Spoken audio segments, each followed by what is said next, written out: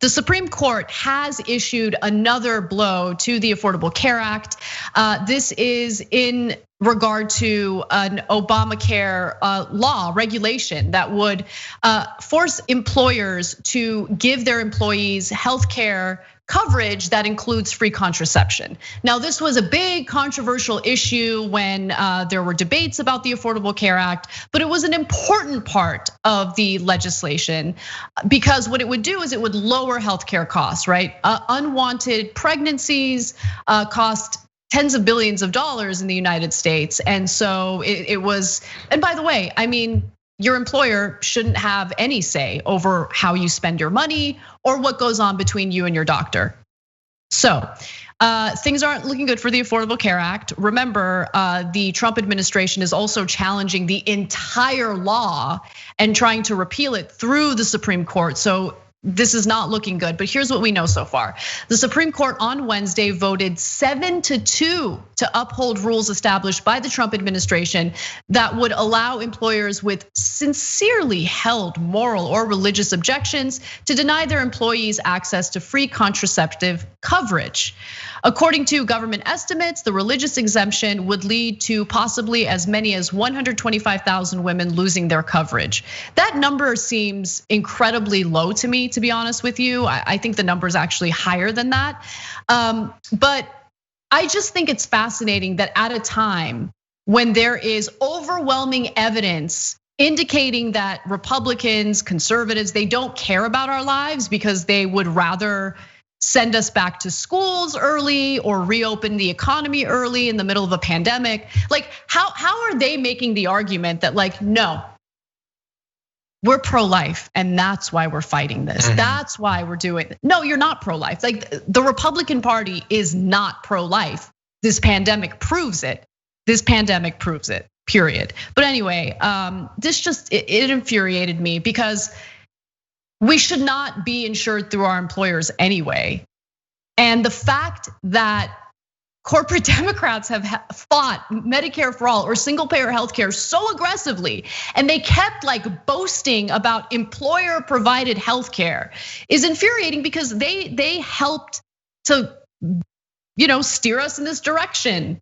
Even though they're in favor of free contraception, it doesn't matter. When you get to the situation where employers are providing the healthcare, yeah, it gets super messy. And of course, they're gonna pretend like they have religious beliefs, so they don't have to provide the free contraception. What I mean, I guess I understand in terms of cover, but other than for cover, what is the purpose of the word sincerely held there? How would you establish that? How would you? Like maybe one-on-one talking to someone, you could get a sense of it. But how is the Supreme Court, after multiple years of a case working its way up through the courts, a person going through this whole legal process, and then they stand there, you're gonna tell me whether it's sincerely held or not? It's BS. It's supposed to make it seem like more than what it is, which is your opinion that you have. Except your opinion is sincerely held. It's a very deep thing. It's not like some other person who wants to discriminate against these people, but not for objectively religious reasons. It doesn't mean anything except to make it seem more impressive and sacred than what it actually is, which is the stripping away of someone's rights. Yeah, there was a lower court ruling on this very issue, and obviously it unfortunately worked its way up to this highly conservative Supreme Court. But one of my favorite rulings was by a federal judge who argued, listen, employers pay their employees and they don't get to decide how their employees spend their own money, right? So Cenk can pay me and I can literally go spend it on cocaine and strippers like tonight. And he has no say, and he should have no say, right? That's never stopped you before. The benefits that come along with your place of work shouldn't be basically healthcare specifically. Like your employer does not get to decide or should not be able to decide what goes on between you and your doctor, what you decide to do health-wise, what's best for you when it comes to contraceptives. And as we know, I mean, we've covered this before in the past, birth control, yes, overwhelmingly is used for its on-label purpose, birth control. But there are plenty of people who rely on birth control for off-label uses. And the fact that these individuals will not have access to the contraceptions they need because all of these employers are gonna pretend like they value lives and they think that they have a moral objection to this is infuriating.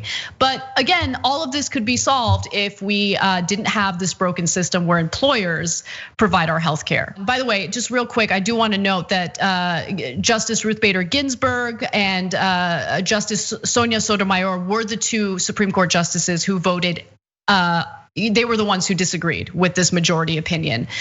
So just something to keep in mind as we make some decisions for the upcoming general election. Ruth Bader Ginsburg is very old, and I'm terrified of her being replaced by another one of these Brett Kavanaugh types. Thanks for watching The Young Turks, really appreciate it. Another way to show support is through YouTube memberships. You'll get to interact with us more. There's live chat emojis, badges. You've got emojis of me, Anna, John, JR. So those are super fun. But you also get playback of our exclusive member-only shows and specials right after they air. So all of that, all you gotta do is click that join button right underneath the video. Thank you.